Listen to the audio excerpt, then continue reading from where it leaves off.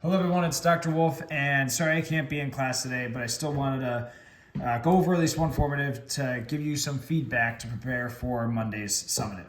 So when I look at this formative, all these calculations look good. They have their equations, but one of those success criteria is also including your work. So I know it's kind of a small thing here, but still make sure that you're putting in your numbers for the actual radius and things like that. I want to see how you arrived where you arrived. All right, a lot of times that really just also helps you out too, in terms of like, hey, did you make a mathematical error?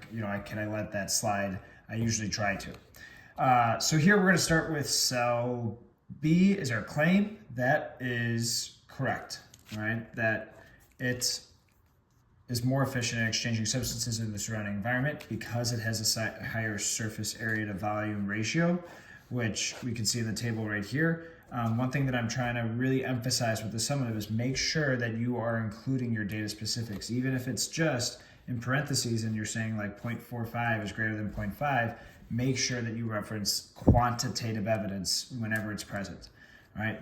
So we do have our claim, we have our evidence, but we need data specifics. And then, so why is this important? So it will be more effective at diffusion. I like that. Right, it's maybe a little bit more elaboration in terms of how substances could move faster across, but overall, this totally works. All right, so then let's go to the next one.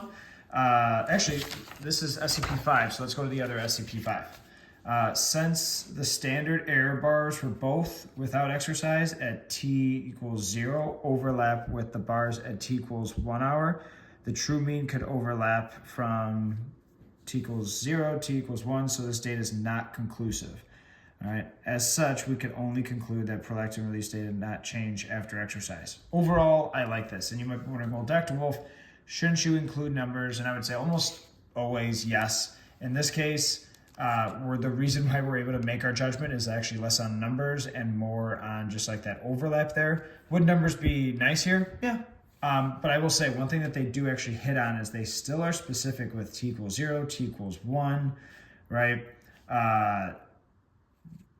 Like with and without exercise. So they're very specific about what bars we're looking at. I had looked at some formatives where some students said all the bars overlap, so it's not significant. And it's not, there is some truth to that, but I need a little bit more information of like which bars are you actually comparing and how do they overlap.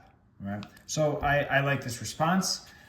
Going back over here, what would I give this? I'm not happy about the no data here, but in this case, since it's literally right here, I might be a little lenient with it in terms of giving it meets. But overall, I thought this was well done for SCP-5. Let's look at SCP-8 now.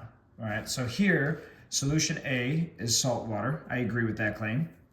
Since there's a higher concentration of solute outside the egg than in the inside. So we're actually gonna go straight into reasoning here, it looks like. So, which is okay, you could do that. Since there's a higher concentration of solute outside the egg than inside the egg, saltwater solution is hypertonic, all right? Like that use of the vocab, since the membrane is selectively permeable. Really like that. Salt cannot enter the cell, so osmosis occurs where water inside the egg diffuses out in order to lessen the difference of concentrations. This is really, really, really good. Like I could tell that the student understands the biology behind what's happening. My only thing that I'm looking for now is like, do they have evidence?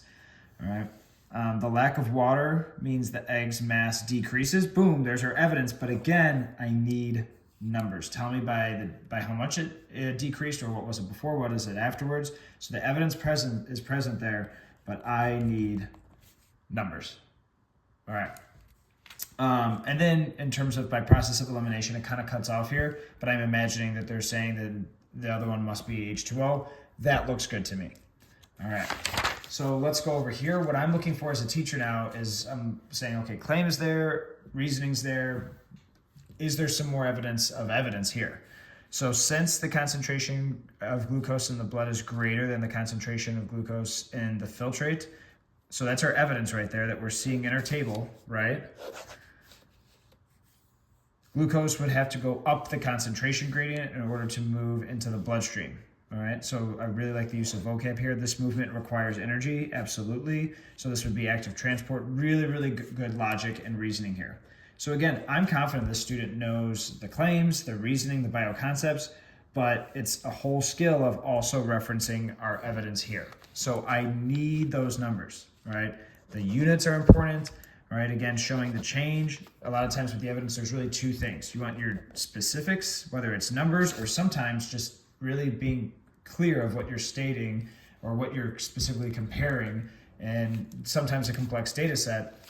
Other times, yes, so sometimes it's numbers, other times it's these specifics, but then you also want a pattern. So that would be like increase, decrease, right? That's totally present in this student's evidence. It's really the data specifics that are missing. So hopefully this feedback is helpful.